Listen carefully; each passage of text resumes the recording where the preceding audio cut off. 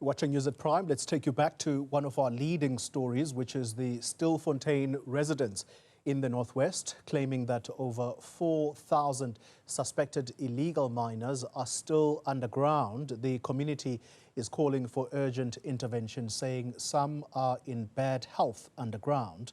Community leader is Thembile Botman, and he joins us on the line now for the latest. Mr. Botman, good evening to you and thank you for your time. Are there people who have died in this situation?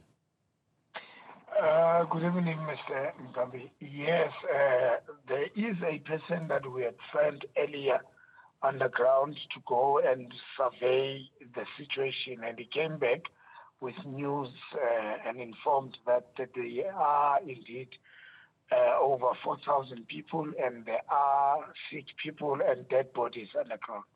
So how many bodies, dead bodies in total, do you know of? He did not say the number. He just said there's a lot of bodies that are underground. And the number of 4,500, how sure are you that this is a correct number? Because when the police were speaking earlier, they seemed to be quoting the same person who went underground today, but they cautioned as to the exact number, except to say it's around 4,000. So how sure are we that indeed it is roughly 4,000 people who are underground? Obviously, because we did not go underground, we are only relying on the information that he gave us with the police. However, he has said that there is around over 4,000, and that's the number that is in the platform where he arrived. There are other platforms where he could not go into them. What can you tell us about their condition, their state of health? From him, he said it's very bad. We could see his face. He was also shocked when he came out. The police, do you know if there is any action they plan to take now that there are reports of people who have died underground? Because that very same person that you and I are talking about, who is the source of this information, he seemed to suggest that it's about 6 bodies that he has personally seen with his naked eye. Now, if that is the case, those bodies have got to be retrieved. Do you know if there are plans to get those bodies out? There are plans. What they requested us to do is that maybe we might try to at least give them water and something that is light that could at least give them strength so that we are able to help those who are still alive to resurface and also remove the bodies. Obviously, the police has also indicated that they don't have capacity to go underground. So we are still relying on the community to assist us from the people that have experience of this kind of job. Yeah. The police, as they were talking earlier, they are saying that these are a mix of people. So there are foreign nationals and there are South Africans. And he was talking in particular reference to those, I think it's about 1,000 that have been arrested as they were coming out. And he says that it's a mix of South Africans and foreign nationals. How many South Africans would you say are involved in illegal mining in Stilfontein? I would not be in a position to say which number it is. Remember, we come in this when the affected families realized that their people are not coming back. So they came to us as leaders to say, assist us, there is a situation. So what I can also tell you is that the people who are assisting us today to help to operate the ropes for that person to go underground and come back, they are about 50-something, and they are all South Africans. They are all residing from our township.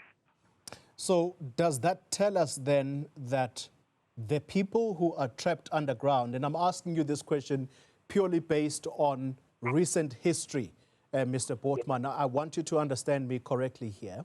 Recent history tells us that it is the majority foreign nationals who operate in these illegal mining activities. Tonight, that picture seems to be changing. Is that your correct understanding as well, that in all probability, the majority of people who may be trapped underground here are South Africans who simply have nowhere else to look for a job but to get involved in illegal mining? I think, like you say, yes, tonight the narrative is changing according to the assessment that we did today with the information that comes from underground.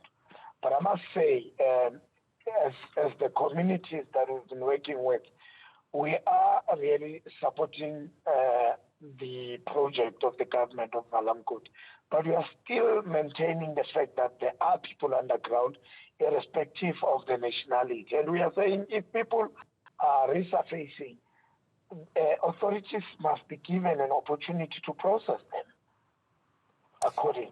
Yeah. So what would your message be to the Department of Mineral Resources? Because for them, this has been a frustrating situation, and perhaps it's the reason why police have mounted the latest campaign to basically stop the supplies of food and water going underground in order to force them out. The simple question is, why do you think that people will still engage in illegal mining activities knowing how dangerous it is? Look, the truth is the regulator, Department of DMRE, there is something that we missed from the beginning of all this. As the regulator, obviously people came, they mined, and there were, understanding is that there were a rehabilitation fund to rehabilitate properly. Now we find ourselves in this situation from these people that were mining here that are claiming that they were not given their money and all that. And I'm saying, as a communities, we are ready to work with DMRE and all the other stakeholders to fight this battle that is happening, to find solutions together. Saying, I mean, there's no time of blaming anyone now, but if we work together, we will find solutions of dealing correctly with what is happening now. If the authorities, this is a final question to you, Mr. Botman, if the authorities are saying, as we listened to the police this afternoon, that the attempt to go underground is simply too risky, and that's why some people are signing indemnity forms to say they are doing this out of their own free will. No one is forcing them to do that. If the authority come back and say it's simply too dangerous to go and rescue these people underground, do you think the community can live with the reality that their loved ones are going to essentially die underground and that will be the end of it? They simply can't be retrieved because of the dangerous gases in some instances. Because even the mining houses that used to operate there, the police are saying that they have simply refused to come on board because they're saying they don't know what gases could be alive there. Yes. Colin, if the authority cannot find solutions, whilst in our minds we think the authorities must have capacity. For an example, Colin, if there's a new let's say a unit in the directorate or a directorate in SAPS of illicit mining, I think it is not fair for government to give those police a responsibility without capacitating them. So I'm saying, as a concerned resident, I'm here today. I was here the whole day. DMRE is not here. Health department is not here. Responsible departments are not here. It's only us and SAPS. And we can't have solutions if they are not coming on board and having a collective decision to come with a plan to save everybody. And if government comes and say to the people that are here, let them forget about everyone who's underground because it's dangerous, then let them come and say to them that, and we'll see the response from the communities. But we are encouraging the communities to be calm until the government does something. Thembile Botman, rather. Thank you very much for your time, sir, this evening.